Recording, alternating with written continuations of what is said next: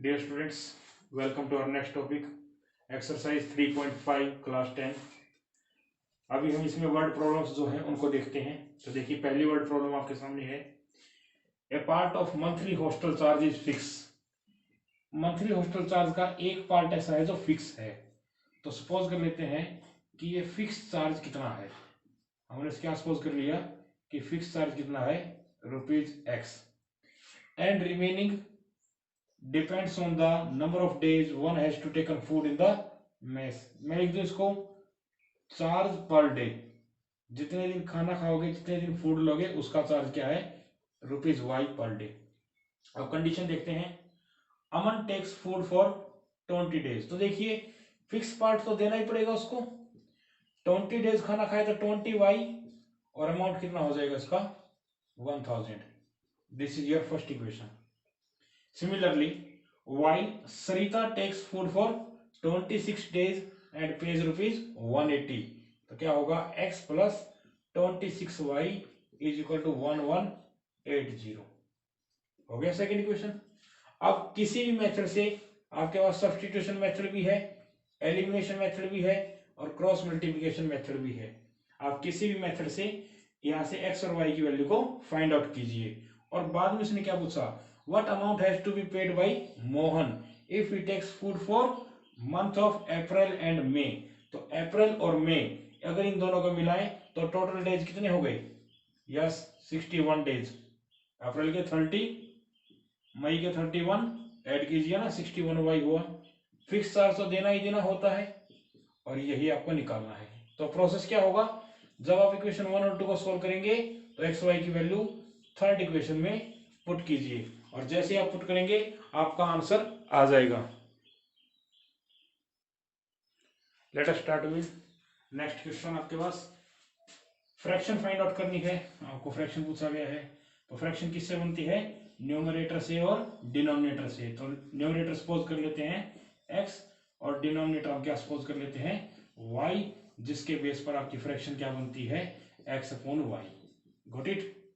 Now what is the condition, fraction becomes 1/3, fraction becomes 1/3 when 1 is subtracted from numerator। Numerator से 1 को subtract करिए, denominator के बारे में कोई डिस्कशन नहीं हुआ, तो डिनोमिनेटर कितना रहेगा आपका y।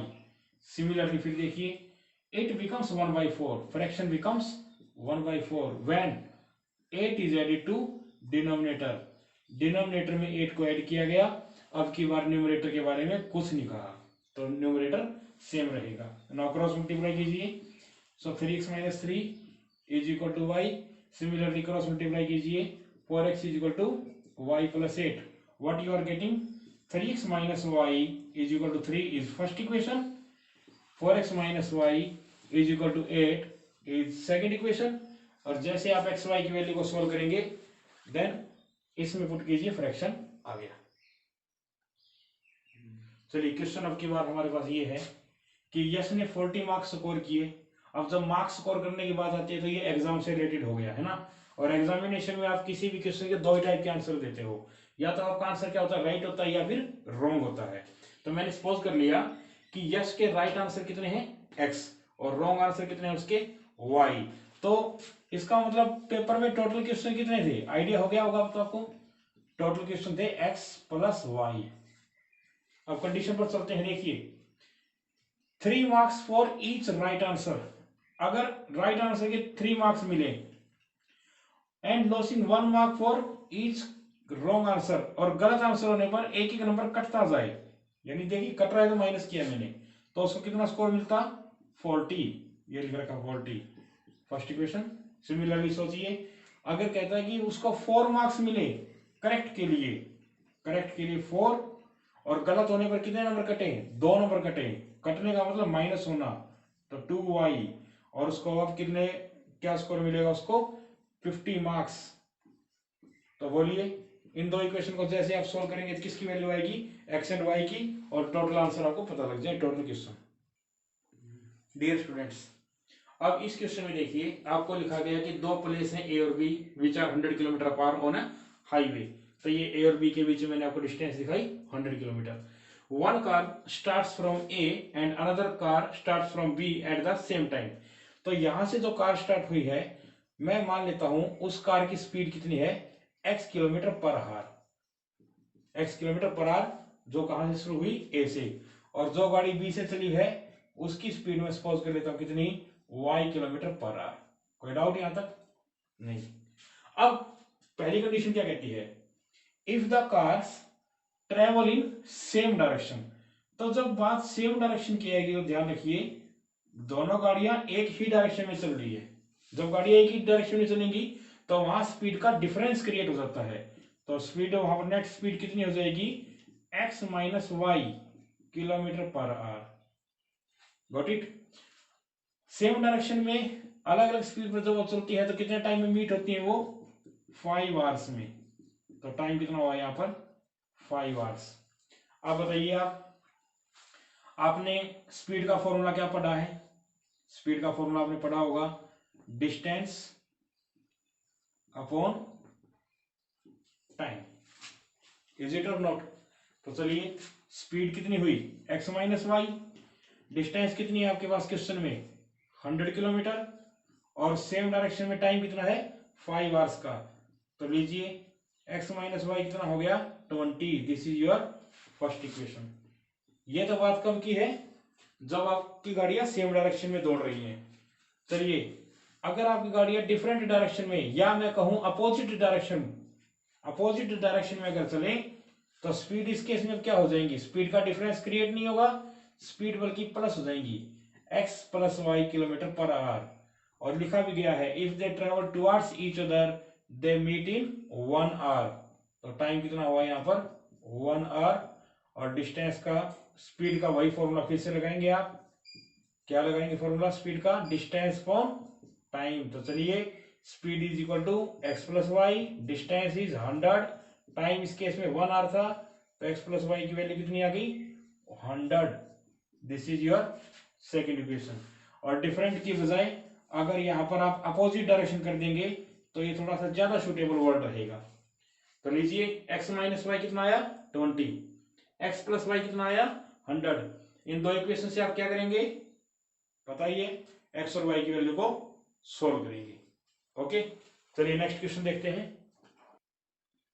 डियर स्टूडेंट्स, ये आपकी एक्सरसाइज 3.5 की मोस्ट इंपॉर्टेंट वर्ड प्रॉब्लम है, जिसमें कहा गया area of rectangle. Her word के पीछे कुछ ना कुछ मीनिंग होता है। तो रेक्टेंगल में लेंथ होती है, एक विड्थ होती है। तो एरिया पता है ना क्या होता है, एरिया होता है लेंथ इंटू विड्थ। लेंथ को मैं सपोज कर लेता हूं x, विड्थ को मैं सपोज कर लेता हूं y। तो बताइए एरिया कितना होगा इसका, वेरी गुड, xy। सही है। अब पहली कंडीशन पढ़िए क्या है, area of rectangle get reduce, reduce का मतलब डिक्रीज होता है, 9 स्क्वायर यूनिट।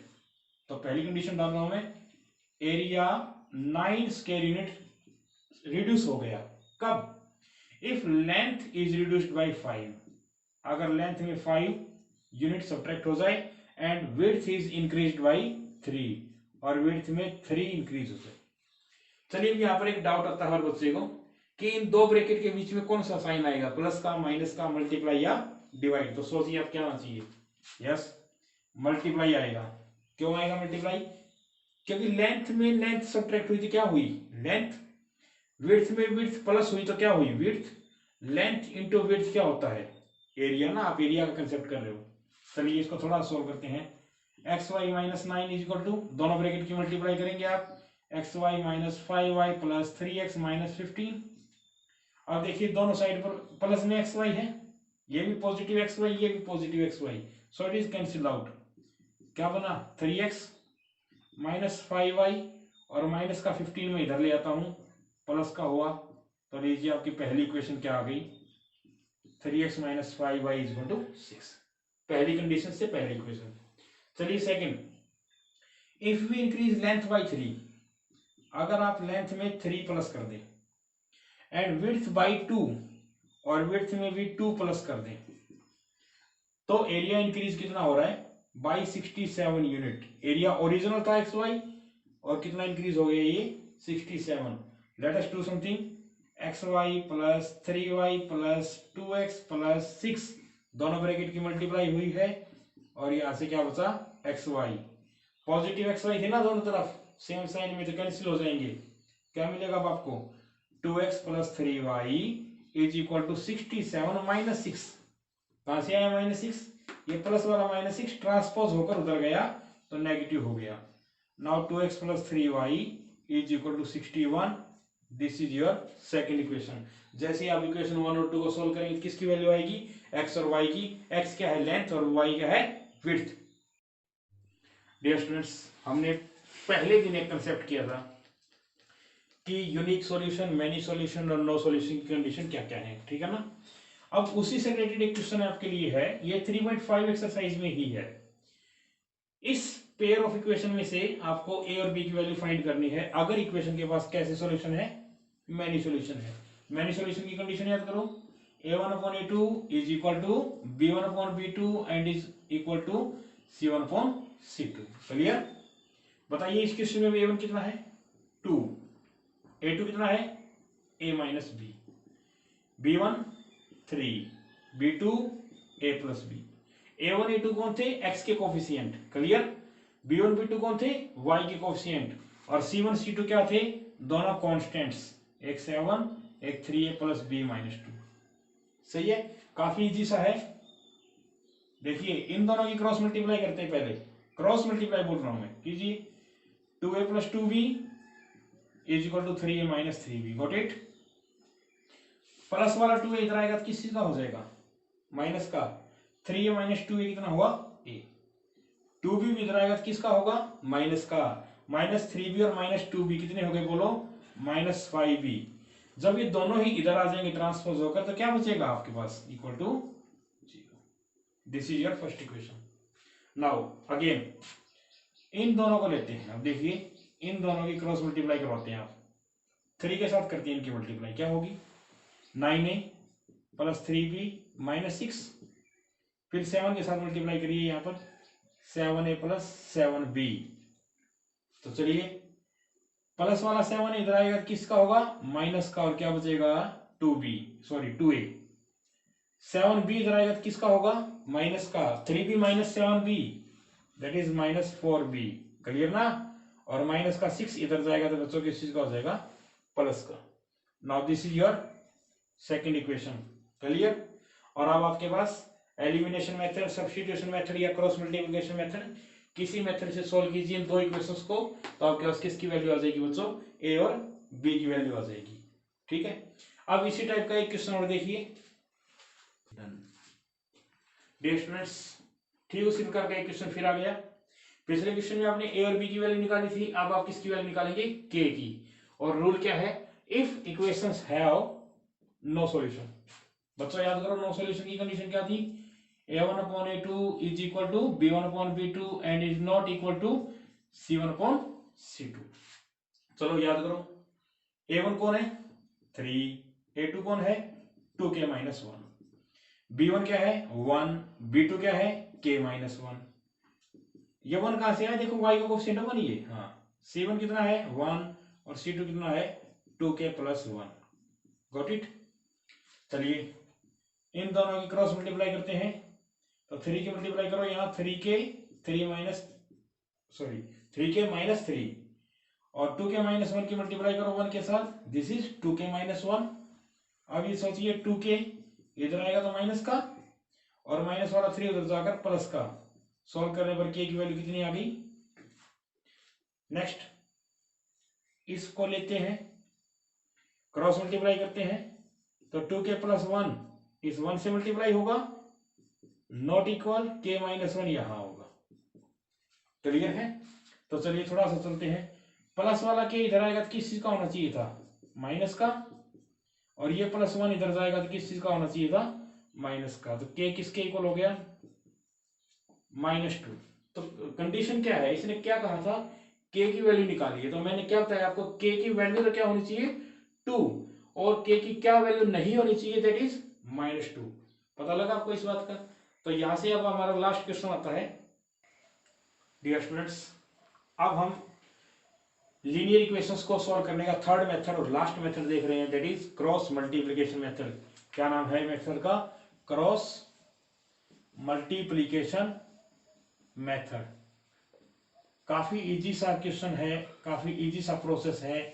आप थोड़ा सा कंसंट्रेशन के साथ मेरी बात को सुनिएंगे। क्या होगा, पहली बात हमेशा क्या करनी है, अगर कांस्टेंट इधर बैठे हैं राइट हैंड साइड में, तो आप उनको लेफ्ट हैंड साइड में उठा लाइए। यस, लाइए इसको लेफ्ट हैंड साइड में, -5 हो गया। और ऐसे ही यहां से लेफ्ट हैंड साइड में इसको उठा के लाएंगे तो -8 होगा। कहने का मतलब क्या है, मेरा राइट हैंड साइड आपकी क्या होनी चाहिए, 0। Got it. चलिए अब लिख रहे हैं तरीका, देखो पहले y के कोएफिशिएंट देखिए आप, y के कोएफिशिएंट क्या है, देखो 1 और 2, इधर देखिए आप 1 2। फिर आप उससे अगला कौन है कांस्टेंट, -5 -8। सही है। साइकिल ऐसे चल रही है, देखो ऐसे घूम रही साइकिल, मैं ऐसे आऊंगा। समझ में आ रही है मेरी बात। पहले मैंने किसके कोएफिशिएंट लिखे हैं, y के। फिर y के बाद साइकिल में कौन आया, कांस्टेंट। फिर घूम के आया तो x के कोएफिशिएंट लिखूंगा मैं, और x के बाद फिर किसके लिखूंगा दोबारा मैं, y के। अगर आप इस प्रोसेस को फॉलो करते हैं तो काफी इजी प्रोसेस है ये। मैंने खाली क्वेश्चन लिखे हैं, कैलकुलेशन कुछ नहीं की है। अब आप समझ के चलिए, पहले लिखिए आप x, फिर आप लिखिए y, और फिर आप लिखिए 1। Got it. अब देखिए x के साथ में क्या करना है आपको, पहले ये मल्टीप्लाई, ध्यान से देखना, ये वाली मल्टीप्लाई -8, ये वाली मल्टीप्लाई -15, और ये वाली मल्टीप्लाई 2 2 4। समझ रही मेरी बात। पहले इन दोनों की मल्टीप्लाई, फिर इन दोनों की, फिर इन दोनों की, और मैं किसके नीचे लिख रहा हूँ, x के नीचे, y के नीचे और 1 के नीचे। अब इसी प्रकार से इनके आगे आप माइनस लगा दीजिए, क्योंकि सब्ट्रैक्ट करना है मुझे। तो ये वाली मल्टीप्लाई देखने इधर क्या हुई, -10। फिर ये वाली मल्टीप्लाई क्या हुई, -16, और फिर ये वाली मल्टीप्लाई कितनी हुई, 3। सोल्व कीजिए, कितना आया सोल्व करने पर, 2 आया होगा। यहां से देखिए माइनस माइनस प्लस 16 -15 यानी 1 आया होगा, और वो 1 है। तो x/2 लास्ट वाले के अगर मैं इक्वल लिखूं 1 के, तो ये होगा। सिमिलरली y/1 भी किसके इक्वल होगा, 1 के। और अगर क्रॉस मल्टीप्लाई करें तो x की वैल्यू बोलो किसके इक्वल आ गई, 2 और 1 के। This is cross multiplication method. चलिए इसी टाइम देखिए, क्रॉस मल्टीप्लिकेशन में एक क्वेश्चन और है आपके पास में। अब आप याद कीजिए प्रोसेस कैसे होगी। पहले किसके कोएफिशिएंट लिखेंगे, y के, वेरी गुड, -3 -3। अब किसकी बारी आई, कोएफिशिएंट की, सॉरी कांस्टेंट की, -7 -15। अब साइकिल ऐसे चल रही है ना, ऐसे, फिर ऐसे, फिर ऐसे वापिस। तो x के कोएफिशिएंट 1 3, और फिर से y के कोएफिशिएंट क्या होंगे, -3 -3। अब आप क्या करेंगे, पहले लिखेंगे x, फिर y, कांस्टेंट के नाम का 1, डिवाइड करेंगे और इक्वल के साइन डालेंगे। अब कैलकुलेशन मैंने कैसे बताई थी, याद करो। यस, पहले इनकी मल्टीप्लाई, माइनस माइनस प्लस हो जाएगा, ये 15 45 हुआ। फिर इनकी मल्टीप्लाई -21, और फिर ये वाली मल्टीप्लाई कितनी हो गई, -3। क्लियर। अब इस मल्टीप्लाई में से दूसरी मल्टीप्लाई हमेशा क्या होनी है, सब्ट्रैक्ट होनी है। तो चलिए, ये वाली कितनी हुई, 21। फिर से ये वाली कितनी हुई, -15 ना, तो माइनस माइनस प्लस, और फिर ये वाली बोली कितनी हुई, -9, तो माइनस माइनस प्लस 9। सॉल्व करते थोड़ा सा, x divide by 24, y divide by -6, और 1/6। आपको मैंने क्या कहा था, x वाला पार्ट कांस्टेंट के इक्वल लेंगे, सिमिलरली y वाला पार्ट भी कोएफिशिएंट कांस्टेंट के इक्वल लेंगे। क्रॉस मल्टीप्लाई करेंगे आप तो 6x किसके इक्वल, 24 के। यहां से 6y किसके इक्वल, -6 के। अगर 6 इसको कैंसिल करे तो 6 4 जा 24, और अगर 6 यहां से कैंसिल करेगा तो -1। This is the value of x and y। अब इसके बेस पर आप अपनी एक्सरसाइज 3.5 को कंप्लीट करेंगे और अपने सॉल्यूशन सेट को मुझ तक सेंड करेंगे।